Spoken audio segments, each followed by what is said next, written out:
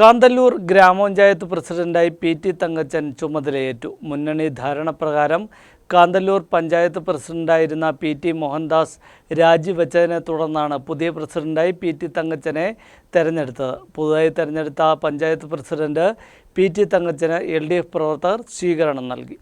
മുന്നണി ധാരണപ്രകാരം പഞ്ചായത്ത് പ്രസിഡന്റായിരുന്ന പി.ടി. മോഹൻദാസ് രാജിവെച്ചതോടെയാണ് പുതിയ പ്രസിഡന്റായി പി.ടി. തങ്കച്ചൻ ചുമതലയേറ്റത്. കാന്തല്ലൂർ ഗ്രാമപഞ്ചായത്ത് ചെങ്കളാർ 5-ാം വാർഡിൽ നിന്നും ജനപ്രതിനിധിയായി കോൺഗ്രസ് സ്ഥാനാർത്ഥിയെ ജയിച്ച പി.ടി. തങ്കച്ചൻ പിന്നീട് CPM-ൽ ചേർന്ന് പ്രവർത്തിക്കുകയായിരുന്നു.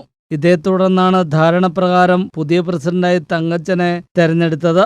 LDF-ന്റെ പ്രസിഡന്റ് സ്ഥാനാർത്ഥി പി.ടി. തങ്കച്ചന് 8 പേരുടെ പിന്തുണയും UDF സ്ഥാനാർത്ഥി KR സുബ്രഹ്മണ്യന് 4 പേരുടെ പിന്തുണയും ലഭിച്ചു. BJP സ്വതന്ത്ര പഞ്ചായത്ത് അംഗം വോട്ട് അസാധുവാക്കി.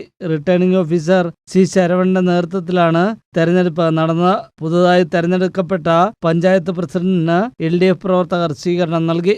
ഗ്രാമപഞ്ചായത്തിന്റെ പ്രസിഡന്റ് തെരഞ്ഞെടുപ്പ് ഇന്ന് 15/6/2024 കാന്തല്ലൂർ ഗ്രാമപഞ്ചായത്ത് ഓഫീസിൽ വെച്ച് നടന്നു.